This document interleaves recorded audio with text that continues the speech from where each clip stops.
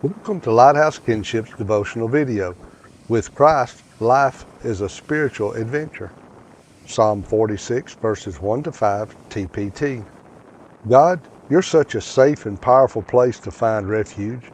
You're a proven help in time of trouble, more than enough and always available whenever I need you. So we will never fear even if every structure of support were to crumble away. We will not fear even when the earth quakes and shakes, moving mountains and casting them into the sea. For the raging roar of stormy winds and crashing waves cannot erode our faith in you, paused in his presence. God has a constantly flowing river whose sparkling streams bring joy and delight to his people. His river flows right through the city of God Most High, into his holy dwelling places. God is in the midst of his city, secure and never shaken. At daybreak his help will be seen with the appearing of the dawn. Creeks, streams, and rivers can be a place of peace, comfort, and refreshing fun, or a place of rage and terror. When we plant our lives securely into God's living waters, we never have to fear the turbulent waters of adversity in the darkest seasons in our lives, because our spiritual adventures will always produce God's beautiful, luscious fruit: love, joy, peace, patience, kindness, faithfulness, gentleness, goodness, and self-control.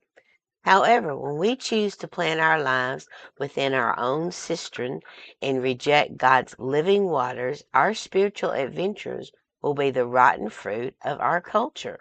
Luke chapter 15 tells the story of a young man who believed that he wanted the waters of his cistern and the cistern of the world's culture for his spiritual adventures over God's refreshing, life-giving waters of spiritual adventures. Luke 15, verses 11 to 16 NIV. Jesus continued, There was a man who had 2 sons. The younger one said to his father, Father, give me my share of the estate. So he divided his property between them. Not long after that, the younger son got together all he had, set off for a distant country, and there squandered his wealth in wild living. After he had spent everything, there was a severe famine in that whole country, and he began to be in need. So he went and hired himself out to a citizen of that country, who sent him to his fields to feed pigs.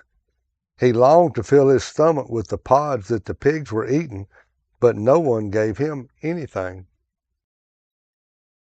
This young man chose for himself a spiritual adventure that was contaminated with impure, foul, infested, filthy, polluted water, instead of choosing God's living waters of grace, mercy, love, and peace. Which waters have you chosen for your spiritual adventure? God's living waters or your own cistern? If we, like the prodigal son, have chosen our own cistern for our spiritual adventure and then realize we have chosen the wrong water source for our spiritual journey, is there another source of water we can choose? Luke 15, verses 17 to 24 NIV.